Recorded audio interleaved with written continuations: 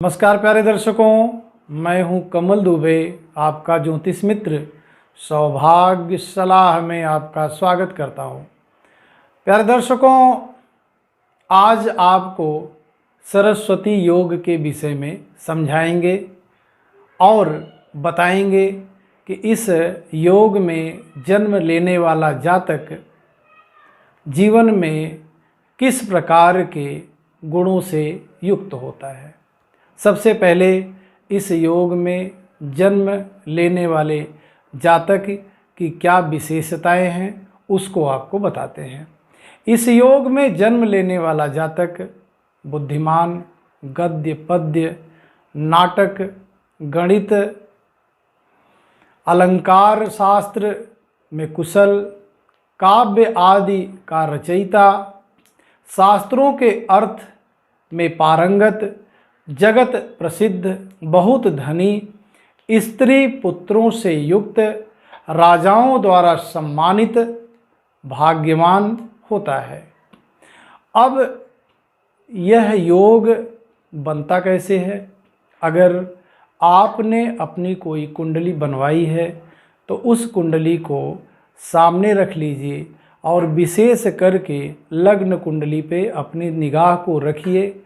मैं जो सूत्र बता रहा हूँ उस सूत्र को अपने कुंडली पे आप लगा करके देखिए कि क्या आपके कुंडली में भी इस प्रकार का योग बना है।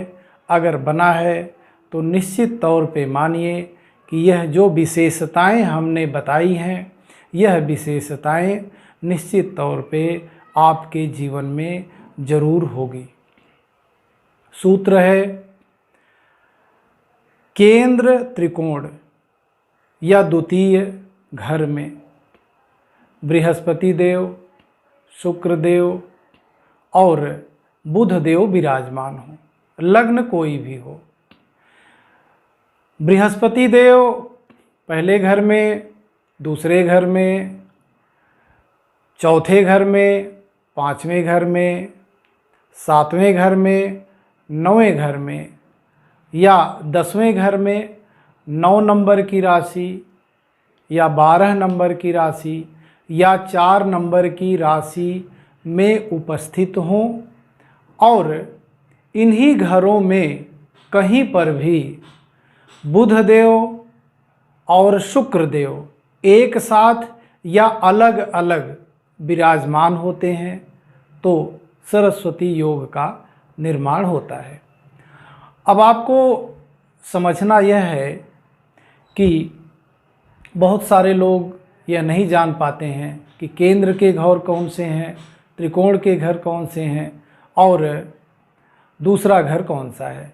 बहुत सारे लोग यह समझते हैं कि जो अंक लिखा है, 1 लिखा है तो वह पहला घर हो गया। नहीं, घर हमारे नहीं बदलते हैं, घरों में बदलती हैं सिर्फ राशियाँ। तो यह पहला घर है, इसी को लग्न भी बोलते हैं। यह दूसरा घर है, इसमें अंक कुछ भी हो सकता है, उस पे आपको ध्यान नहीं देना है। यह हमारा चौथा घर है, यह हमारा 5वां घर है, यह 7वां घर है, यह 9वां घर है और यह 10वां घर है।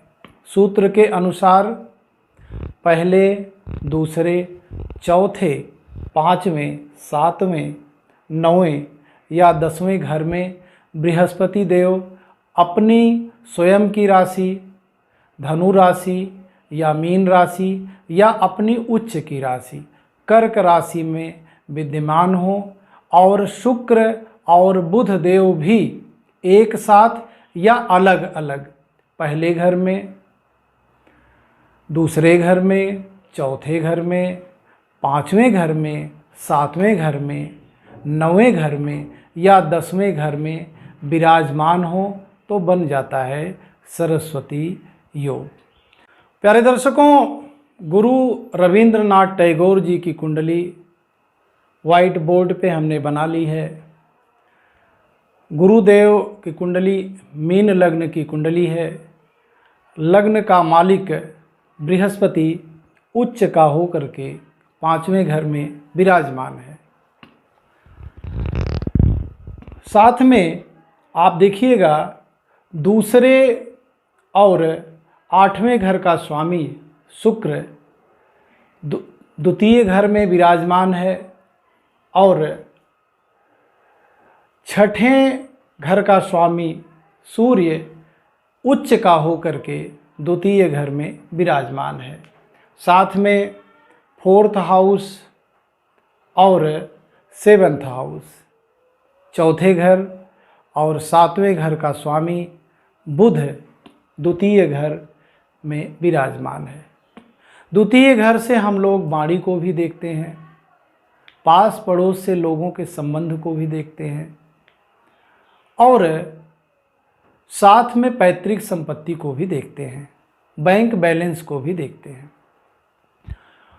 गुरुदेव के विषय में पूरी दुनिया जानती है, उनके विषय में कुछ बताने की ज़रूरत ही नहीं है। और देखिएगा आप, परिवर्तन योग का भी निर्माण यहाँ हो रहा है, क्योंकि चंद्रमा जो 5वें घर का स्वामी है वह लग्न में विराजमान है और लग्नेश 5वें घर में विराजमान है। तो यह एक महान परिवर्तन राजयोग का निर्माण हो जाता है। 5वें घर का स्वामी लग्न में और लग्न का स्वामी 5वें घर में। साथ में आप देखिए, शुक्र देव मंगल के घर में हैं और मंगल देव शुक्र के घर में हैं। विशेषताएं बहुत हैं, लेकिन आज मैं कुंडली का विश्लेषण नहीं कर रहा हूँ। आज मैं आपको सरस्वती योग के विषय में समझा रहा हूँ। आप देखिए, ये हमारा पहला घर है, ये हमारा दूसरा घर है, ये हमारा चौथा घर है, यह 5वां घर है, यह 7वां घर है, यह 9वां घर है और यह 10वां घर है। सबसे पहले हमने आपको बताया कि बृहस्पति देव, शुक्र देव और बुध देव पहले, चौथे, 7वें, 10वें जो हमारे केंद्र के घर हैं उसमें विराजमान हो, या 5वें और 9वें जो हमारे त्रिकोण के घर हैं उसमें विराजमान हो, या दूसरे घर में विराजमान हो। और बृहस्पति देव विशेषतः अपनी राशि या उच्च की राशि में विराजमान हो। तो सबसे पहले बृहस्पति देव की स्थिति को इस कुंडली में देखते हैं।